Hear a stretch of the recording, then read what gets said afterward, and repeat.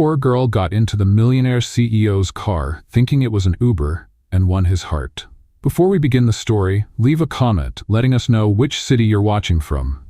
Enjoy the story. Grace Stone was late. Very late. She had just ordered a ride through the app, but as soon as she confirmed it, her phone screen went black. Dead battery. She sighed, shoved the phone into her bag, and tried, unsuccessfully, to shield herself from the rain with an umbrella that looked more like a crumpled piece of origami. Her heart raced as she looked around, searching for a sign of rescue. That's when a black car, identical to the one from the app, stopped right in front of her at a red light. "Thank goodness you're here," she shouted, opening the door with one hand while holding the umbrella with the other. "I'm late. Go, go, go, step on it." Today is the new CEO's presentation at Stonebridge Corporation, and if I show up late, I'll be fired before I even sign the contract. And they say he's super strict, the kind of guy who never cracks a smile. The man behind the wheel slowly turned his head. A perfectly tailored dark suit, a serious face, gray eyes that barely blinked. "Excuse me, but..." "Don't even start with excuse me.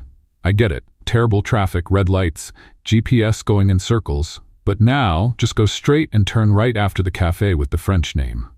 By the way, did you know they charge $9 for a croissant? 9. I had one yesterday and I'm still chewing on the guilt." He blinked once, then again. His hand on the steering wheel moved slowly. "Miss, maybe?" "Oh no, I know. You must think I'm crazy, and maybe I am. My alarm didn't go off, my coffee burned my tongue, and on top of that..."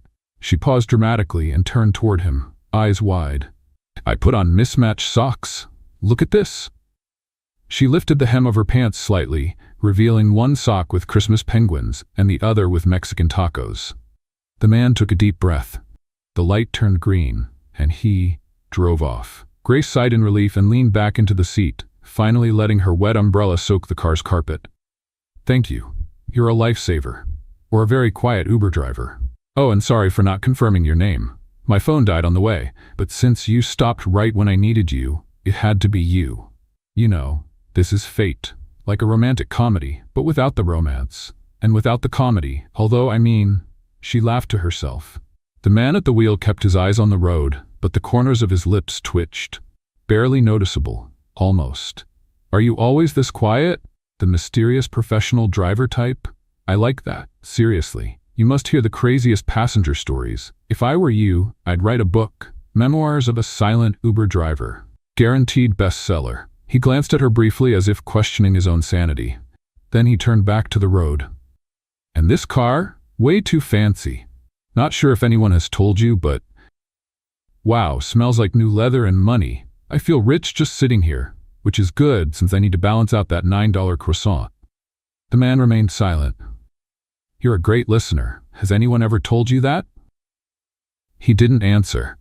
She looked out the window, saw the company building approaching, and tried to fix her rain-dampened hair. "Could you drop me off at the side entrance, please? Less chance of anyone seeing the mess I'm in. If I had known working here required this much visual dignity, I would have made a deal with a makeup artist." The car slowed down. He pulled up to the curb with perfect precision. "Thanks a lot, really. I swear I'll give you 5 stars, as soon as I charge my phone." She jumped out, turned to thank him once more, but he was already looking straight ahead, as if the moment had meant nothing at all. Little did she know. Grace rushed into the building, huffing and puffing. Messy hair, mismatched socks, and a shirt missing a button. The elevator doors nearly closed on her face, but a kind soul held them open. When she reached her team's floor, she slipped in among the other employees, trying to blend in. "Hey Grace, you almost missed the meeting with the new CEO, whispered a coworker. "I know. Crazy Uber, crazy traffic, chaotic morning." The sound of a knock on the door interrupted the murmurs. The coordinator walked in with a nervous smile. "Everyone, let's head to the conference room. The new CEO is here." A buzz spread through the room. Grace took a deep breath and followed the group, still trying to fix her hair with her fingers. As soon as everyone settled in, the conference room door slowly opened. Firm footsteps echoed across the floor. And then he appeared. Impeccable suit, commanding presence, and the gray eyes she had already seen that morning. The world stopped for a second. Grace's eyes widened. The color drained from her face. The folder she was holding slipped from her hand and hit the floor with a dull thud. "This is Mr. Thomas Miller, our new CEO," the coordinator announced excitedly. Thomas stepped right up to the desk, scanning the room until his eyes landed on her. A small smirk appeared at the corner of his mouth. "I hope my arrival today didn't catch anyone off guard," he said, his gaze still locked on Grace. "Especially those who mistook me for an Uber driver." The silence in the room was so deep that the sound of a paperclip dropping would have echoed like thunder. All eyes turned to Grace, who stood frozen as if she had been transformed into a life-size statue of pure embarrassment. The new CEO, or rather, the Uber driver she had bossed around like a frantic general, was now standing there, in the flesh, dressed in an impeccable Italian suit, looking right at her with a smile that was equal parts amusement and sarcasm. "It's great to see such dedicated faces," Thomas continued, his eyes never leaving hers. "I look forward to working with all of you for a productive term, especially those who put blind trust in mysterious drivers with luxury cars." A quiet chuckle came from somewhere in the back of the room. Grace wished she could dig a hole in the floor and live in it forever. "Miss Stone, for example," he went on, subtly motioning toward her, "has already demonstrated great initiative and logistical creativity, important qualities." Grace forced an awkward smile, completely unable to speak. Her heart was pounding like a drum in a parade. Thomas then shifted his focus and continued his introduction as if nothing had happened. But Grace knew. He knew. And worse, he was enjoying this. As he talked about goals, strategic plans, and restructuring, all Grace could hear was the loud voice in her own head screaming, "You told the CEO to step on the gas. You talked about your penguin and taco socks. You called him a silent Uber driver." When the meeting ended and people started getting up, Grace tried to slip out the side of the room, hoping to disappear into thin air. But she wasn't fast enough. "Miss Stone," Thomas called, politely but with a tone that hinted at a hidden smile. She turned slowly, like someone about to face their fate. "Yes, sir?" He took 2 steps toward her. They were now face to face, with their colleagues, pretending not to listen but clearly eavesdropping like it was a live TV drama. "I hope your ride here today was pleasant," he said with a serious expression, though his eyes sparkled with mischief. Grace forced a tight-lipped smile. "Oh, very pleasant, sir. One of the best Ubers I've ever taken." He raised an eyebrow. "Good to know, although I do believe some drivers deserve more than just 5 stars. Maybe a promotion?" She let out a nervous laugh. "Oh, that's not necessary. I mean, the driver was great, but I'm not sure he's interested in a higher position." Thomas tilted his head slightly, clearly entertained. "We'll talk later, Miss Stone. I have some ideas." He winked. He winked? Grace stumbled out of the room, her face burning. As the others whispered about the new CEO, all she could think was, "He's going to fire me. Or worse, he's going to promote me just to torture me slowly." Back at her desk, her colleague Rachel walked over with a mischievous grin. "What was that between you and the boss? Do you know him?"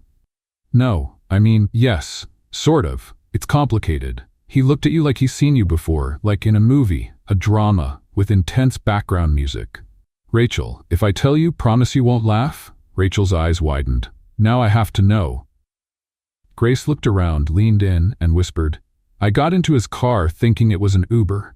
Told him to drive me here, gave him directions, talked about my socks and my $9 croissant." Rachel clapped a hand over her mouth, trying to hold back a laugh. "No way. Yes way. You ordered the CEO of the company to drive you? That's legendary. Almost poetic." "It's a disaster waiting to happen," Grace whispered. "If I get fired, will you give me a ride home?" Rachel grinned. "If you get fired, I'm printing the story and framing it. But judging by the way he looked at you, I don't think you're getting fired." Grace buried her face in her hands. And for a second, deep down, she also didn't think he was going to fire her. But that wasn't the problem. The problem was, he was having way too much fun with this. And Grace was certain Thomas Miller wasn't the type of man to just let a joke slide. Grace Stone had 2 certainties in life at that moment. First, she had become a living legend in the company hallways, and second, she was about to be fired. Ever since she had left the meeting room, she could feel the looks being exchanged over the monitors. Some were curious, others purely entertained. And of course, there were those offering sympathetic glances. only making Grace more paranoid. She sat at her desk and pretended to be deeply focused on analyzing a spreadsheet. In reality, she had opened a blank file and stared at it for a long 10 minutes. "Are you okay?" Rachel asked, appearing beside her with a cup of coffee. "I'm in denial," Grace replied. "I'm hiding behind a fake spreadsheet, pretending to be invisible. If Thomas Miller doesn't see me, maybe I won't get fired." "It's foolproof logic. Okay, but he's already seen you, he's already spoken to you, he's already driven you to work." Rachel tried not to laugh. "By now, he might even know the name of your first-grade teacher." Grace buried her face in her hands. "And I even called his car an Uber with a CEO scent. Maybe he found it funny." "He did. That's what scares me." As if to confirm her words, the phone on the desk rang. Grace froze. Rachel picked it up before she could decide between answering or pretending to be in a coma. "Project department? Yes, of course." Rachel looked at Grace with wide eyes and covered the phone's mouthpiece. "It's him. He wants to talk to you. Now." "I'm dead," Grace whispered. "Will you come to my funeral?" "Only if there are snacks." Grace picked up the phone with trembling hands. "Hello? Miss Stone, could you come to my office, please?" said the unmistakably calm and firm voice of Thomas Miller. "Yes, I'll be right there," she answered, trying to sound professional, though her soul had already escaped through the emergency exits. She stood up with the grace of a broken robot, adjusted her blouse, ran a hand through her hair, and walked down the hallway as if heading to the elimination round of a reality show. Along the way, a colleague murmured a near-ceremonial, "Good luck." Another simply gave her a look of sympathy.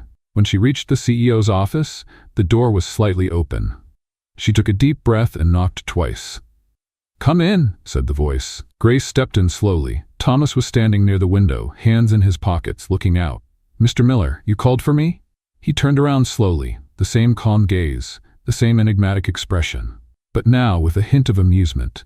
"Yes, Miss Stone. Please have a seat." She sat down, hands folded in her lap, knees together, her posture straighter than in any etiquette class. "First of all, I want to thank you for the transportation this morning," he said. Grace's eyes widened. "Sir, I'm so sorry. I swear it wasn't intentional. My phone died, the car looked just like the one from the app, and you stopped right next to me. I thought it was my Uber. And you decided to take charge like a special operations commander." She bit her lip. "I was desperate. Third day, rain, spilled coffee, mismatched socks. I wasn't at my best. And yet, you had the audacity to give instructions, comment on overpriced croissants, and compliment my car based on its scent of wealth." He stepped closer to his desk, placing both hands on it. "That was different. Mr. Miller, if this is a warning or a termination, I understand. I just ask that it doesn't go on my record. The last thing I need is to explain this in a future interview." Thomas sat in the chair across from her. "Miss Stone, why are you so sure you're getting fired?" "Because CEOs usually don't have a sense of humor," she replied automatically. "And I treated you like my personal driver." He raised an eyebrow. "And what if I told you I liked your honesty? I'd say you're testing me." "Maybe I am." Grace swallowed hard. "In that case, I'm going to fail miserably." Thomas crossed his arms, watching her for a moment. "Are you good at what you do?" She blinked. I believe so. I'm still learning, of course, but I have a good memory, I'm organized, and I know my way around systems. And I can be discreet when I'm not getting into the wrong cars. And you have a sense of humor. That's rare around here." She gave a small smile. "So that means I'm not fired?" "Not yet," he said, standing up. "But I'd recommend confirming the driver's name before getting into random cars. Lessons learned. Plenty of them." "Oh," he added, already turning back to the window. "And before I forget, that croissant really does cost $9. I thought it was outrageous, too." Grace laughed, surprised. "So you've been there? Once? And I still regret it." She stood up slowly, feeling less tension in her body. "Can I get back to work?" "You can. And Miss Stone," she stopped at the door. "Yes? Next time you get a ride with a stranger, lock the car door. Especially if the stranger happens to be the CEO of the company." She let out a nervous laugh and left the room, trying to keep her composure until she was far enough away to smile openly. Back at her desk, Rachel was in full spy mode. "Well, are you alive? Fired? Promoted? Did he propose?" "Still alive, still employed, and no ring." "What did he say?" "That I have a sense of humor. and that I should be careful with strangers, especially if they're billionaires. Rachel's eyes widened. He actually said that? In different words, but yeah. You do realize you've become the center of attention, right? I do. But that's fine. As long as I still have my ID badge, I'm at peace. Rachel handed her a muffin in solidarity. Eat this. You deserve it. Grace took a bite gratefully. Maybe things weren't so bad after all. The next day, Grace arrived 10 minutes early. She double-checked the driver's name, double-checked the license plate, and just to be safe, she walked. When she entered the building, she ran into Thomas in the hallway. He gave her that same subtle smirk. Did you check your Uber today? Twice. I'm proud of you. She kept walking, hiding a small smile. Rachel appeared out of nowhere. Something's changing between you two.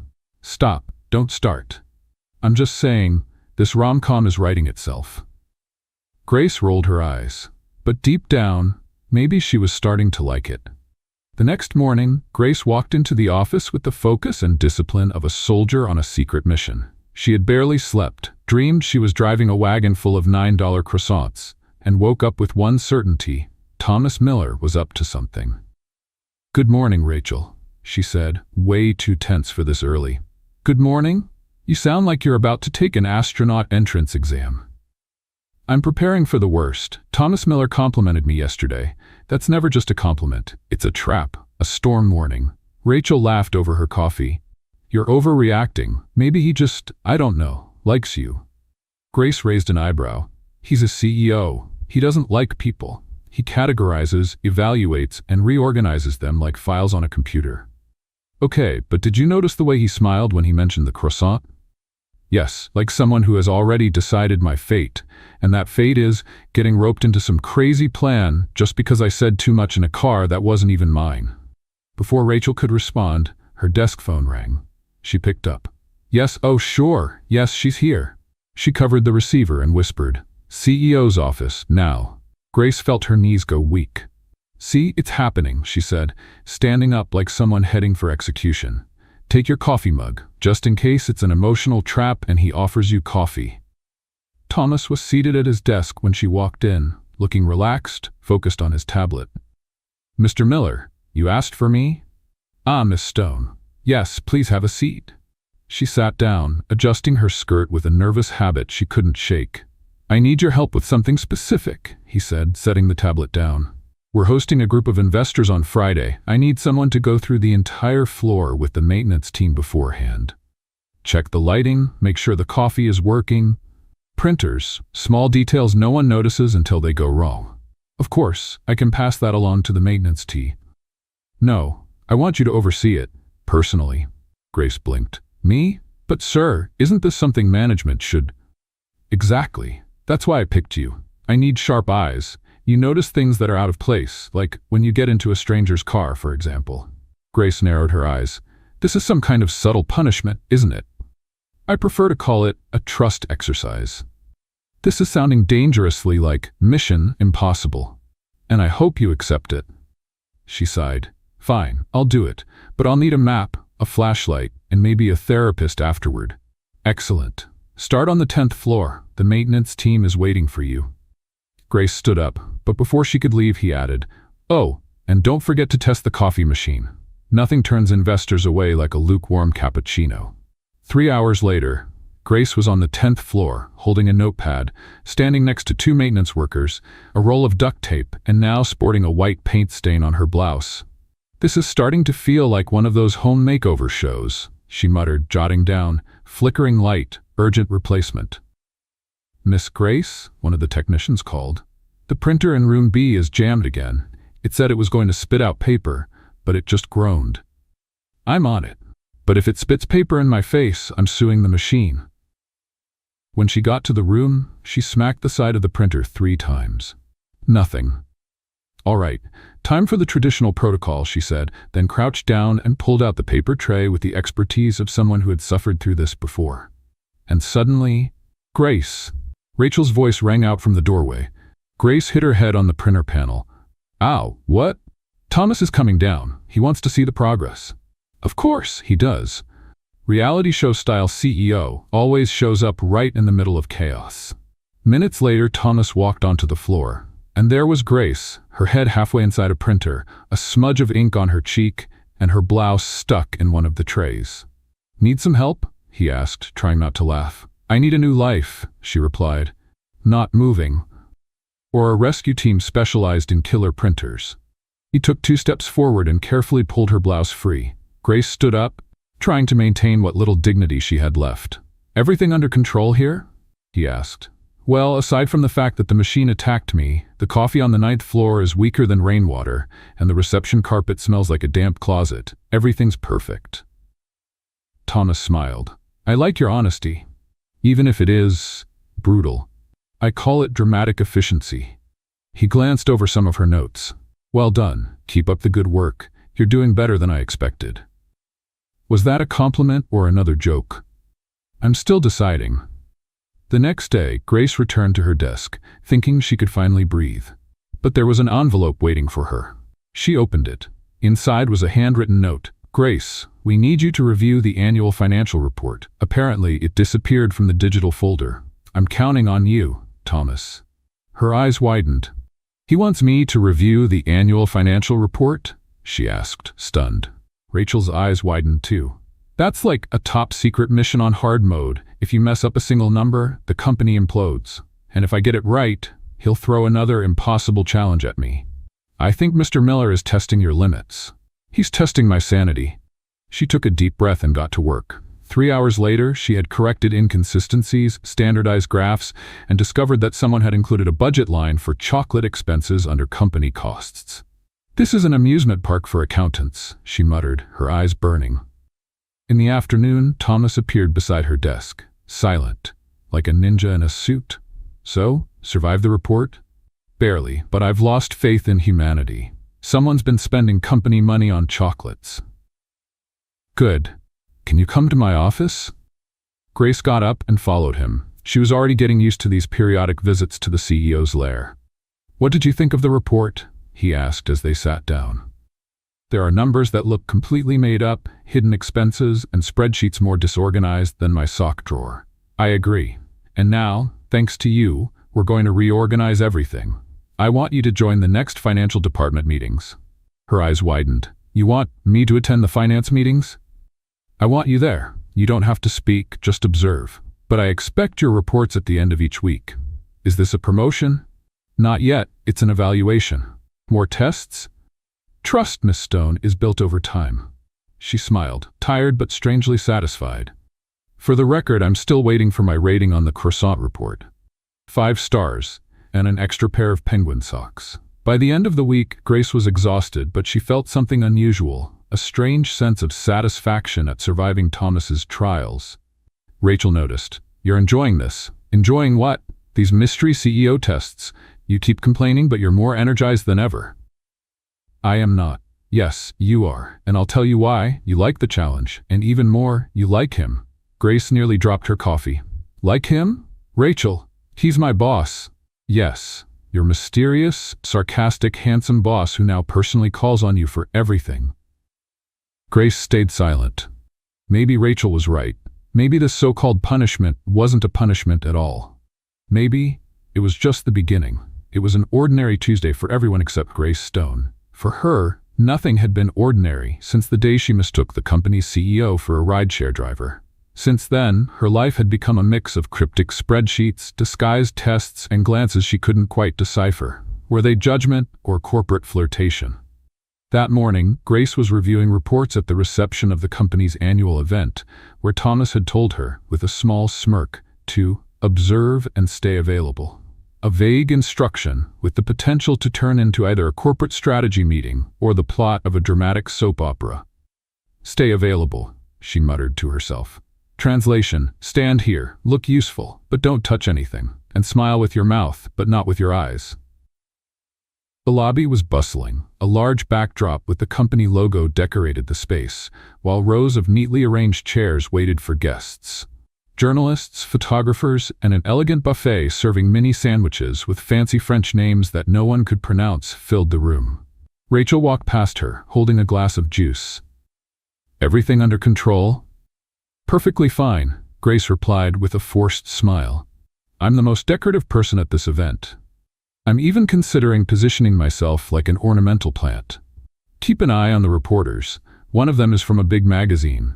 I think they're going to interview Thomas. Oh, great. I just hope none of them mistake me for someone important.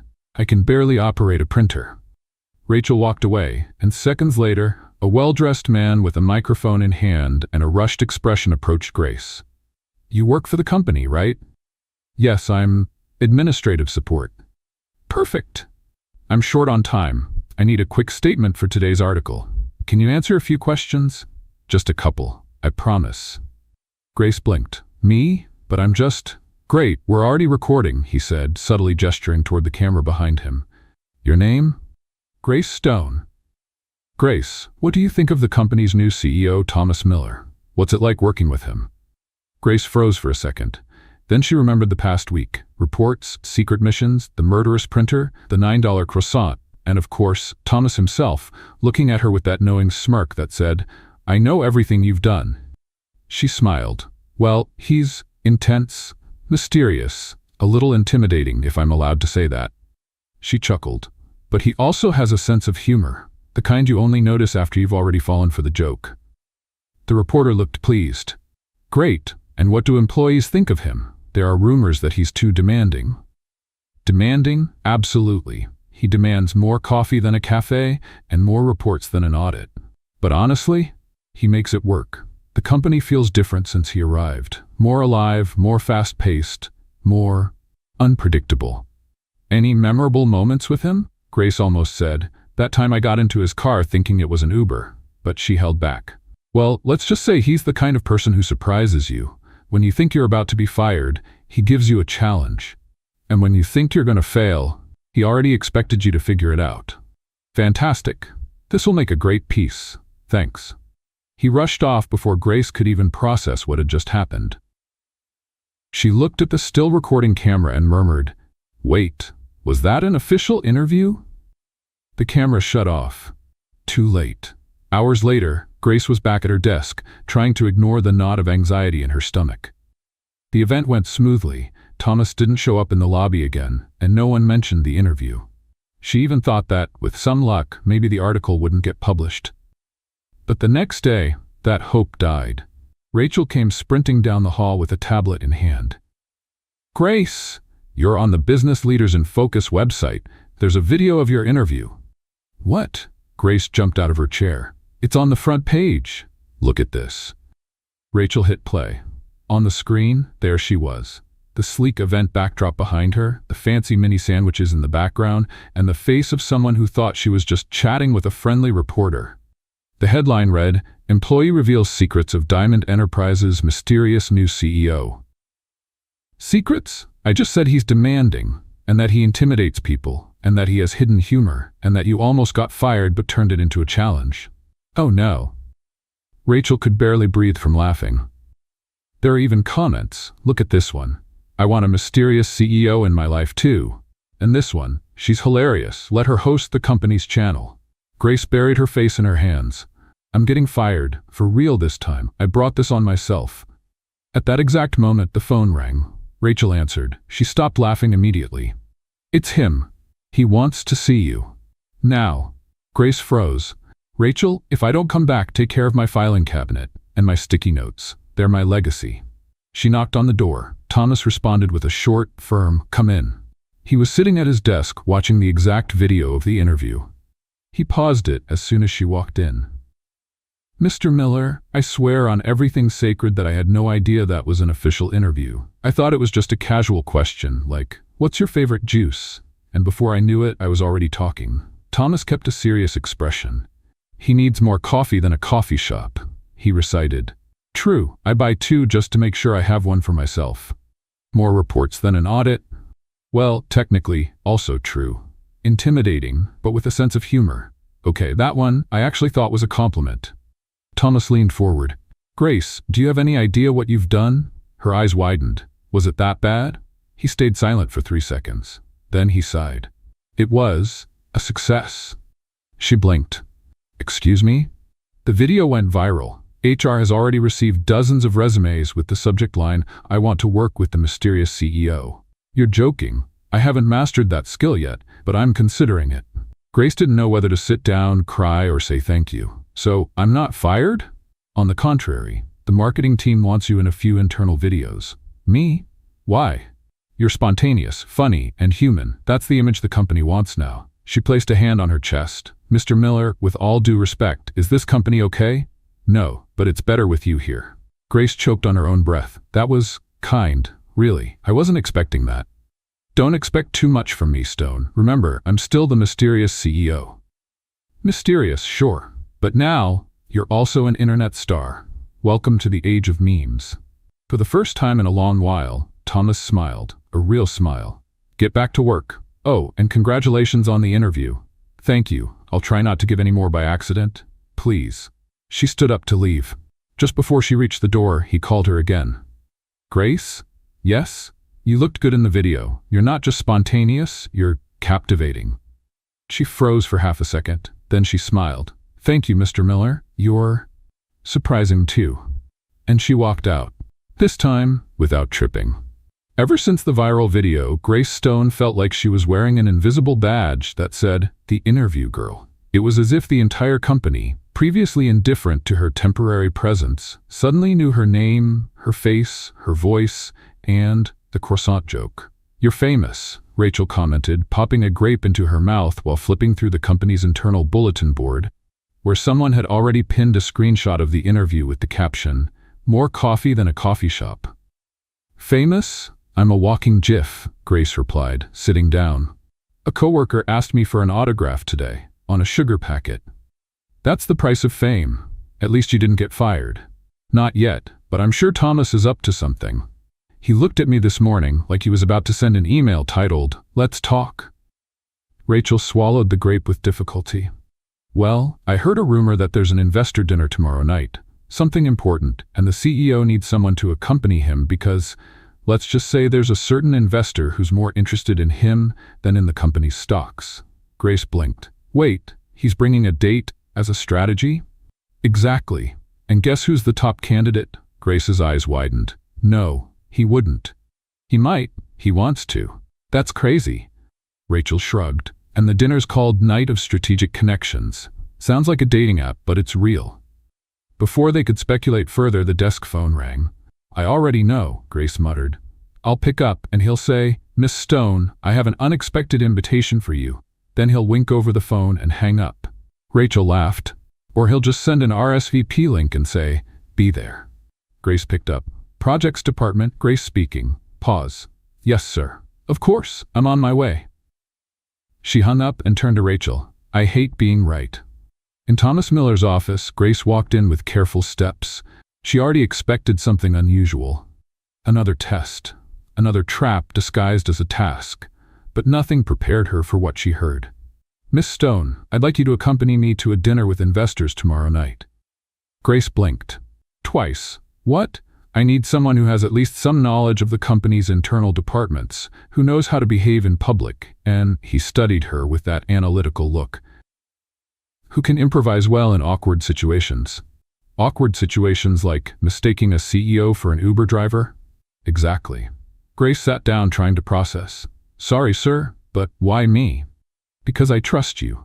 Because the investors have already seen the interview. Because you're spontaneous, approachable, and unpredictable. All things this company needs to seem like right now. And because I need to avoid Miss Delaney asking me to dance again. Delaney? One of the investors. Very powerful. Very persistent. And with terrible taste in music. Grace tried not to laugh. So I'm going there as a distraction? As an ally. She crossed her arms. This is starting to sound like a spy mission. Do I need a disguise? Dark glasses? A fake name? You just need to be well-dressed, arrive on time, and know how to interrupt me when necessary. Interrupt how? When I signal, just make something up. Say you spilled juice on my suit, that you need urgent help, that someone called from the building about an imaginary fire. Be creative. Grace smiled. This could be fun. It could also be a disaster, but I'm counting on you. She stood up. So tomorrow at 8 in the evening, I'll send the address and details by email. Oh, and wear something that says, I'm smart but also a little dangerous. Does that even exist? Find out. The next morning, Grace had mentally changed her outfit at least 7 times. Hanging in her closet were a simple black dress, an elegant burgundy ensemble, and a blazer and trousers combo that made her look like a district attorney. "You need help," Rachel said, stepping into the room without knocking. "Or a stylist." "I'm panicking. What outfit says, I'm smart and mysterious, but I'm definitely not flirting with the CEO." Rachel crossed her arms. "You don't want to look like you're flirting with the CEO?" Grace hesitated. "Okay, maybe a little. But not obviously, just casually amazing.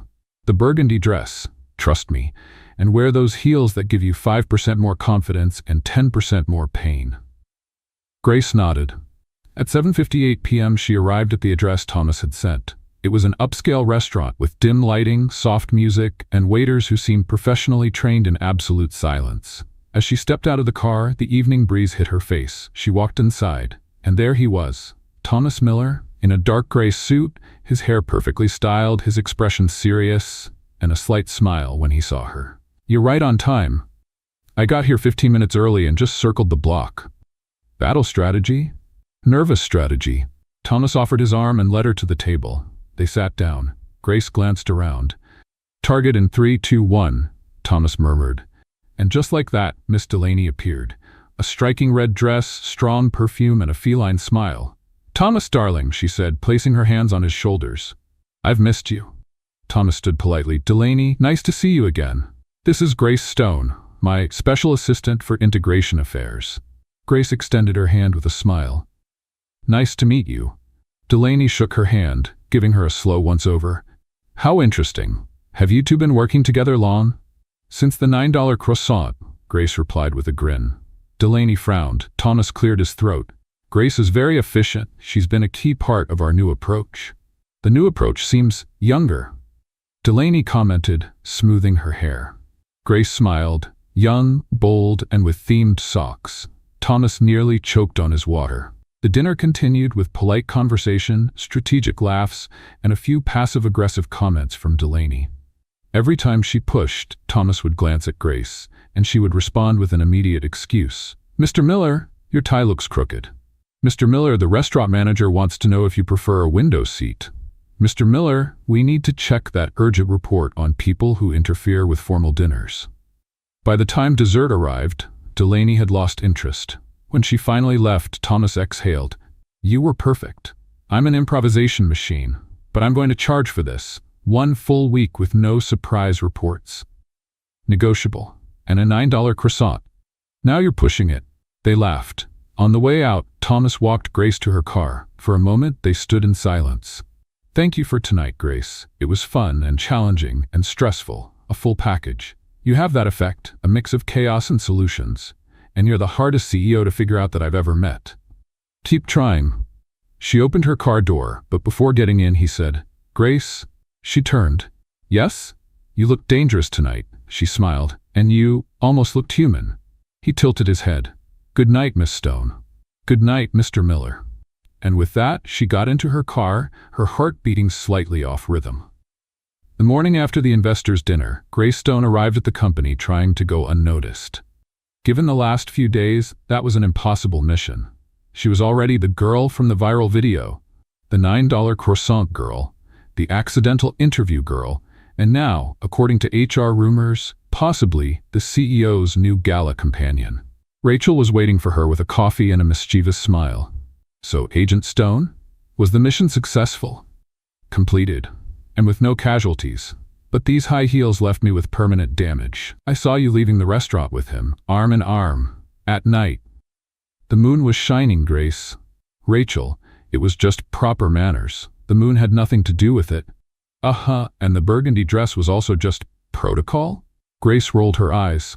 "I was just saving the boss from an overly enthusiastic investor. It was a professional favor, period." "You say that, but I see a little smile there." Rachel pointed with the coffee cup lid. The classic "I liked it more than I should have" smile. Grace ignored the comment and turned on her computer. But yes, there was a hidden smile, deep down, and it kept showing up every time she remembered Thomas saying, "You look dangerous tonight." She barely had time to breathe before a notification popped up. "Emergency meeting in the auditorium, 10 a.m. Mandatory." And below, in small letters, with the CEO present. "The mystery is back," Rachel said. "Every time there's a surprise meeting with Thomas, something changes. I just hope it's not another department restructuring. I barely got used to the new office. Or maybe he's going to announce your new role as the official dinner companion for strategic meetings." Grace shot her a sharp look. "If that happens, I'll print my own resignation letter."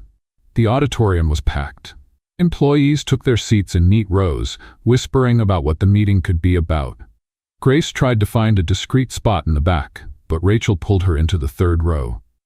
"He'll see us from here," Grace whispered, nervous. "Exactly. Why are you like this?" "Because it's fun." Minutes later, the lights adjusted and Thomas walked in. Impeccable suit, calm expression, commanding presence. He stepped onto the stage with the usual posture, like someone who knows exactly what they're doing, but something felt different that morning. His gaze was lighter, and when he spotted Grace, he gave a tiny nod. Almost imperceptible. She froze for a moment, then pretended to scratch her head to hide the blush on her cheeks. Thomas started talking about the company's new phase. He presented charts, goals, process improvements, and, much to everyone's surprise, a new internal communication campaign. Real people, real results. Then he projected onto the big screen Grace's interview video.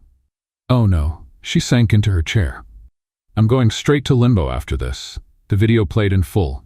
To her surprise, the audience laughed at the right moments. They clapped at the end, and several coworkers glanced at her with admiration. "This is surreal," she whispered. Thomas returned to the microphone. "This video represents the direction we want to take. To show who we are, with humor, authenticity, and courage.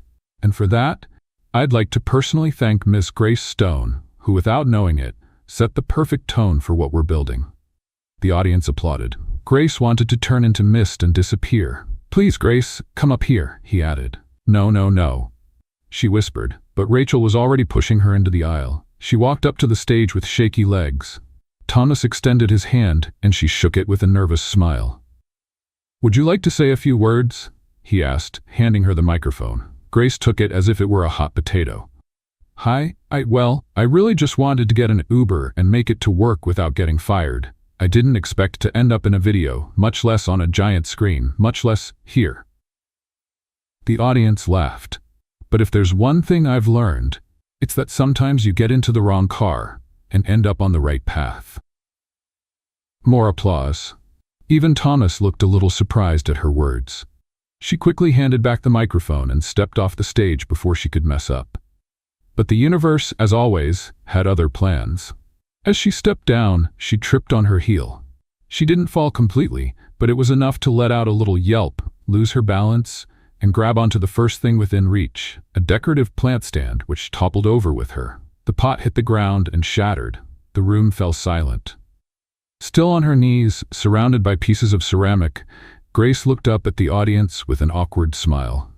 It was a fake plant, okay? An explosion of laughter. Thomas immediately stepped forward and helped her up. He was laughing. "You have a unique talent for making an impact. Hire me as an event entertainer. I knock over plants wherever I go. Are you okay?" "Only my ego is hurt, but it's been through worse." Back at her desk, her coworkers welcomed her like a celebrity. A clumsy one, but still a celebrity. "You are officially a legend in this department," Rachel said. "I want my symbolic wheelchair, or a trophy shaped like a cactus." That afternoon, Grace thought everything would go back to normal, until she got an email with the subject, "Internal dinner, special guests." And the message, "Grace, your presence is expected at the informal appreciation dinner for event participants. Today, 7 p.m., main conference room. TM. She checked the time. 2 hours until dinner. 2 hours to come up with an excuse not to go. But none of them seemed good enough. At 7 p.m., Grace was there. She didn't know what to expect, but as soon as she stepped into the main conference room, she realized this wasn't a typical dinner. The lights were dimmed. A table was set for 4. Thomas was already seated with 2 directors. When he saw her, he stood up and pulled out a chair. "I thought you wouldn't come." "I thought about skipping, but then I figured this might be some kind of secret test. Maybe. Or maybe it's just a dinner. Not everything has to be a mystery, Grace." She sat down. The dinner was simple, light conversation, words of appreciation, and a few jokes about her accident with the plant. When the others left, Thomas stayed, and so did she. "It's been a long day," she said. "You handled it with grace, even when you were on the floor. I'm thinking of launching a course, how to humiliate yourself in public and still get applauded. I bet it would sell well." A comfortable silence settled between them. "Grace," he said, his voice softer, "you've been a constant surprise since you accidentally got into my car. And you've been a constant challenge since you decided not to kick me out. I never planned on firing you." "Really? Actually, my first thought was, who is this crazy woman and why is she telling me to turn left?"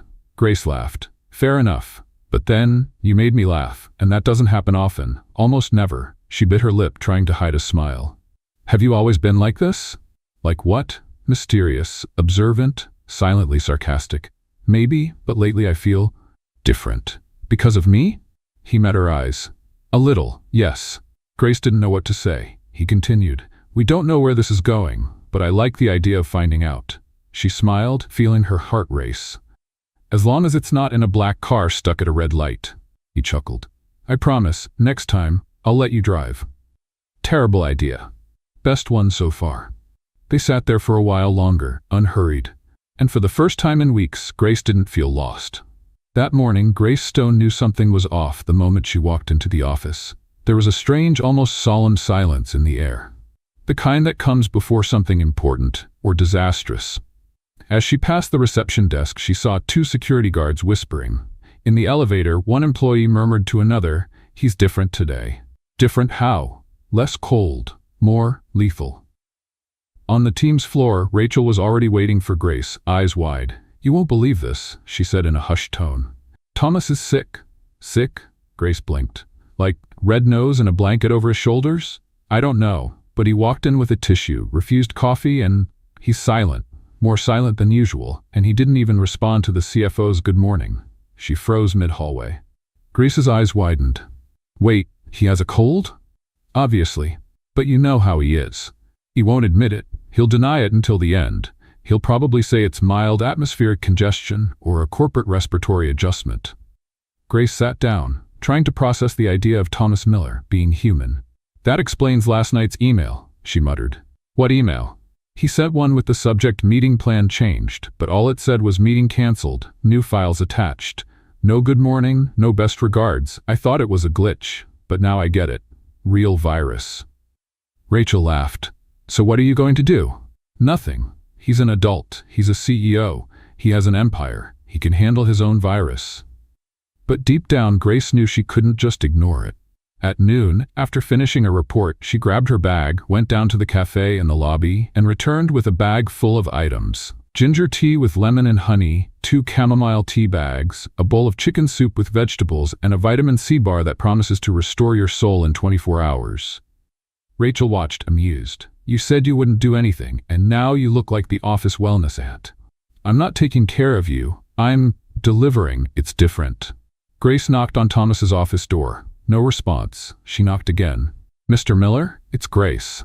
"Come in," said a voice, hoarse. She slowly opened the door. Thomas was sitting at his desk, surrounded by a heavy silence, a crumpled tissue in his hand, his eyes slightly red. His jacket was draped over the chair, and his tie was a little loose. It was official. The CEO had been defeated by a virus. "Wow," she said before she could stop herself. "You look almost human." "I'm fine," he replied, his voice nasal. "Just a slight thermal imbalance." "You have a fever." "I have focus and strategic congestion." She laughed. "Yep, definitely a fever. Here." She placed the items on his desk. Emergency plan for a CEO in distress. Thomas looked at the bag as if she had brought him an exotic animal. "What is this?" "Basic care. You're going to drink this tea now, eat this soup later, and stop pretending you're ready to take over the stock market. Your voice sounds like a duck with sinusitis."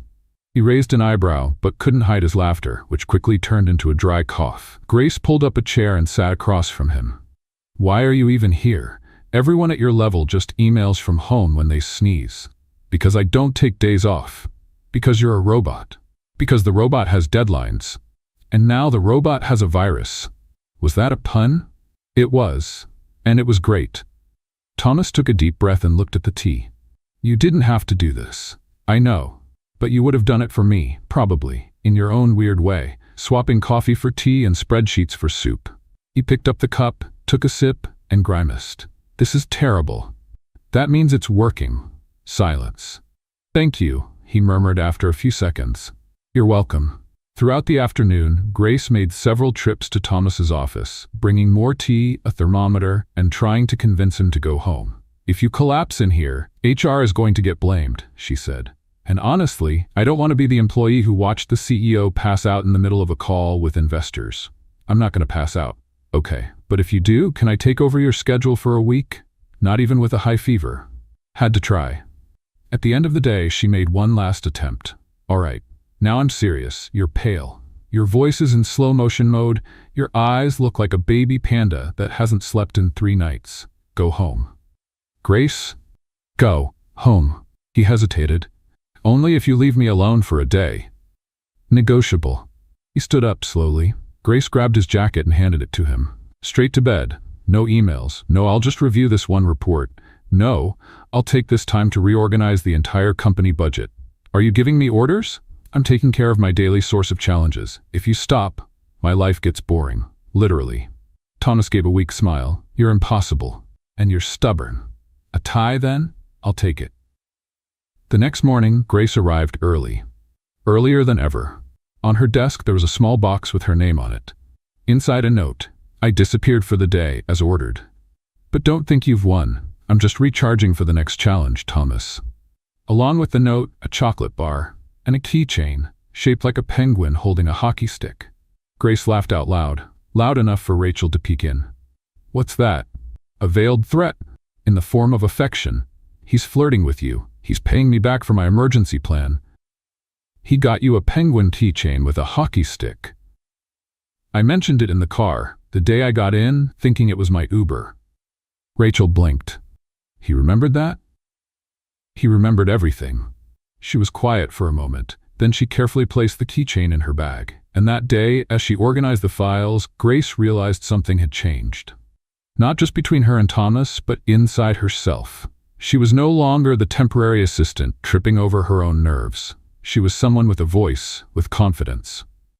And someone who made a sick CEO drink ginger tea under protest. And maybe, just maybe, she was starting to fall for him. On the last Friday of the month, Diamond Enterprises was preparing for an event both eagerly awaited and feared by many, the company's annual holiday party. It had a reputation for causing legendary mishaps, unexpected alliances, surprise romances, exes appearing out of nowhere, and spreadsheets forgotten in the bathroom. Grace Stone was determined not to be the protagonist of any of those stories. Stick to the plan, she told herself, adjusting her dress in the office bathroom mirror. Arrive, smile, talk as little as possible, eat a canapé, don't trip, don't sing, don't dance, don't kiss anyone, and leave before dessert. Rachel, of course, had other plans. You look stunning, Rachel said, barging in without knocking. Thomas Miller is going to faint or smile, which, for him, is almost the same thing. I didn't get dressed up for him. Oh, then for what? The spreadsheets? The lukewarm sodas? The playlist with 5 songs and 2 remixes? Grace rolled her eyes. I dressed up because I like to look presentable, professional, and flawless in those accidental photos that end up on the company bulletin board. Sure. And the red lipstick, was that to intimidate the competition? No, to keep people from talking too much. The ballroom was decorated with soft lighting, elegant balloons, and a dance floor glowing faintly at the center. A DJ in a suit and sneakers managed the music while servers moved through the crowd with trays of drinks. Grace walked in with Rachel by her side, trying to appear casual, as if she was completely at ease at lavish 5-star hotel parties. Mission 1, find the hors d'oeuvres, Rachel said, grabbing 2. Mission 2, avoid tripping. Grace replied, gripping her glass firmly. Mission 3, locate the CEO. Grace hesitated. He probably won't come. He was sick, remember? That was Tuesday. Today is Friday. If he got better, he'll be here. And if he shows up, he'll notice you. I'd bet my morning muffin on it. Rachel, he's my boss. And you're the reason he started smiling in meetings. Before, he was a marble statue with a corporate credit card. Grace tried to ignore that. but her heart skipped just a little. And then, as if the universe wanted to test her, he arrived. Thomas Miller. Dark suit, no tie, hair perfectly styled back, and that same gaze, somewhere between intriguing and unsettling. Grace froze for a second. She hadn't expected him to look so different outside the office. More relaxed, more dangerous. He moved through the room, greeting a few people. Then his eyes found hers, and with deliberate ease he walked straight toward her. "Miss Stone," he said, stopping in front of her. "Mr. Miller," she replied, trying to sound more composed than she felt. "You look beautiful. And you're alive, which is a victory, considering your feverish performance on Tuesday." He smiled. "Thanks to that ginger tea that tasted like homemade poison. It's a family secret. One that should have stayed a secret." They laughed. "May I walk you to your table?" he asked. Grace hesitated, but nodded. He led her to a table near the indoor garden, away from the loud music. "Are you okay?" he asked after a moment. "I am. Just trying to get through another company party without making a scene." "You already made a scene, a good one, and also tripped over a plant. That was free entertainment. Everyone appreciated it." Grace smiled. The mood between them felt different, lighter, closer. "Do you usually stay at these events?" "I usually show up and disappear, but this year, I figured it was worth staying a little longer." "For the hors d'oeuvres?" "For the company." Grace swallowed hard. She was about to respond when a voice interrupted, one she'd recognize anywhere. "Grace?" She turned slowly, already knowing this moment would throw the night off balance. It was him, Nate, the ex.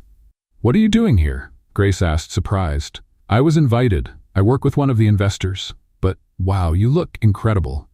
Thomas remained silent, watching. "Hi, Nate," she replied, forcing a smile. "This is unexpected. Last time I saw you, you were freaking out over interviews. And now, viral videos, gala parties. Who would have thought?" "Life changes. And your taste in mysterious men hasn't changed, I see." Thomas stood up slowly. "Good evening," he said, extending a firm handshake. "Thomas Miller."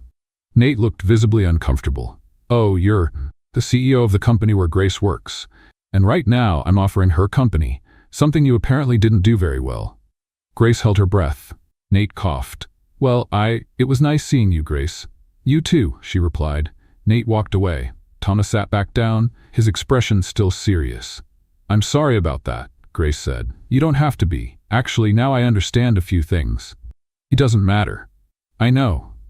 Grace looked at him for a second, longer than she should have. "Why did you stay?" "Because," Thomas sighed, "because tonight, I wanted to be wherever you were." Grace bit her lip. Her heart pounded a little harder. "Thomas." "Grace," he interrupted, leaning slightly forward. "You've thrown me off balance, taken me out of control, out of my logic. And now you're pulling me out of my comfort zone. That's good, and terrifying." She started, but Rachel cut in, breathless. "They're calling everyone to the dance floor. Prize drawings, the director's speech, and the partner dance. It's tradition."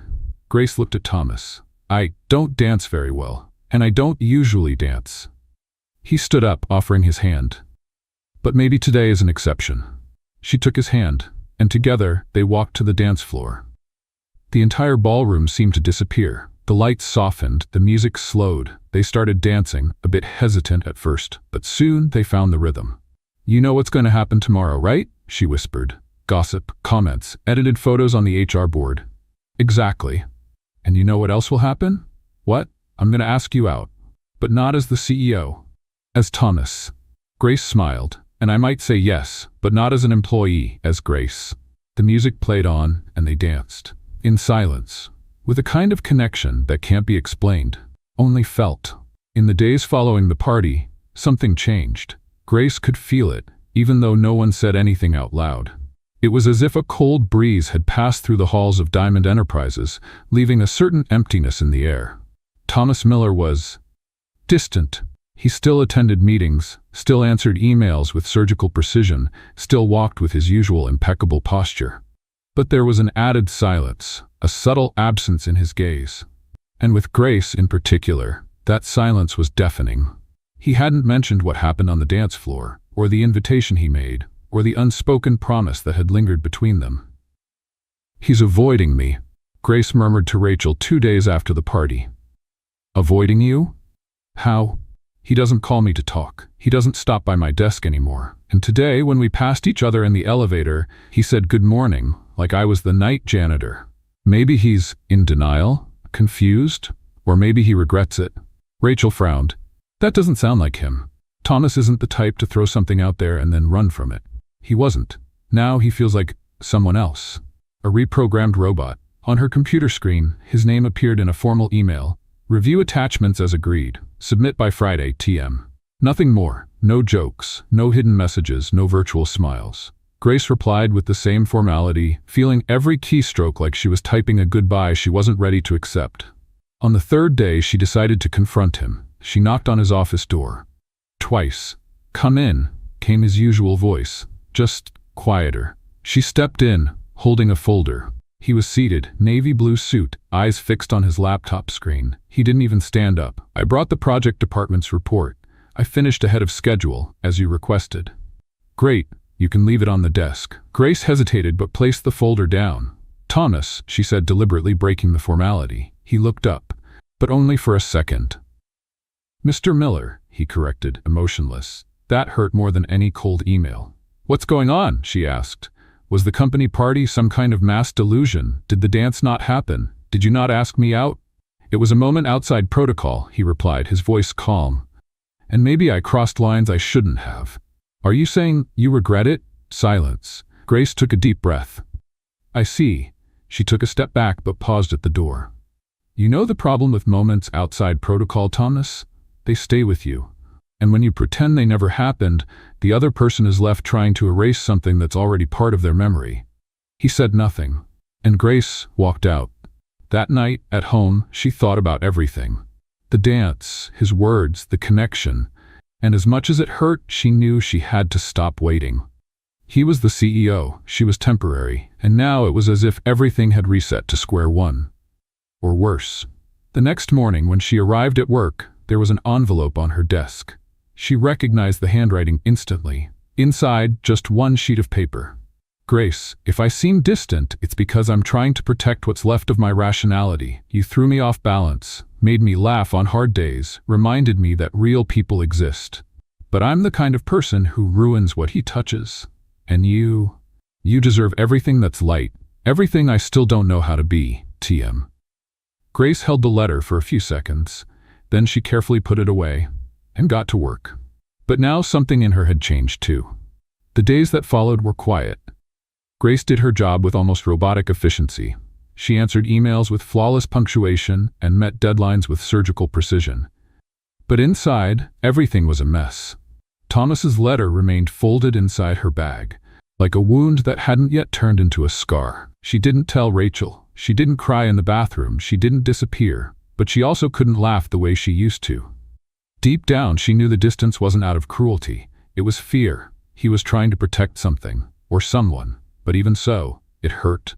On Thursday afternoon, Rachel appeared with an envelope in hand. This is for you, straight from Thomas's office. Another report? Grace asked, unenthusiastically. No, it's an invitation. She took the envelope. It was black, elegant, with the company logo in gold. Inside, a card, end-of-cycle dinner, honoring outstanding employees. Date, Friday, 8 p.m. Location, La Terrace Restaurant. Guest of honor, Grace Stone. She read it twice, then looked at Rachel. This doesn't make sense. I'm temporary. You became a legend, and Thomas knows it. He's barely spoken to me all week. And yet he sent this invitation. Grace sighed. This is the final chapter, isn't it? Or the beginning of a new one.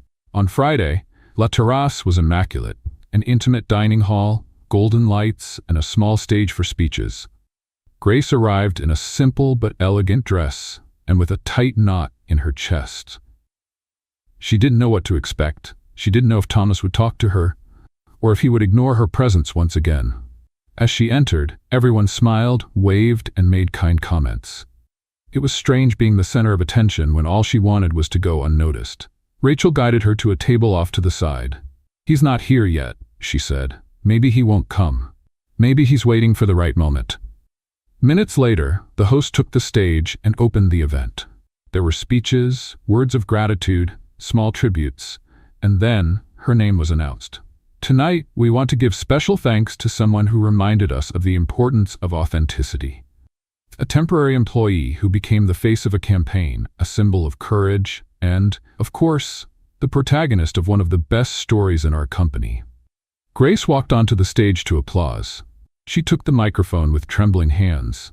I never thought a mix-up with a black car would bring me here. But it did. And it taught me that sometimes the most ridiculous mistakes are the ones that put us on the right path. More applause. She stepped down and returned to her table. But Thomas was still nowhere to be seen. She grabbed her bag, ready to leave. What else was there? But before she could take a step, she heard that voice. I almost lost you twice. She turned. Thomas was there. Dark suit, steady gaze. Once when I got into your car, and again when you walked out of my office with a broken heart. Grace held her breath. And now? Now, I'm trying not to make the same mistake again. He took a step closer. I was afraid, Grace. Afraid of mixing what I felt with what I thought I was supposed to be. But you showed me that feeling is exactly what I was missing. She didn't say anything. She just waited. I'm still complicated. I'm still a CEO. But with you, everything feels easier, lighter, more real. Thomas? Not as your boss, not as some corporate mission, but as a man. Would you give me the chance to just be that? She smiled. As long as we take separate cars next time. He laughed. Then he reached out his hand. She took it.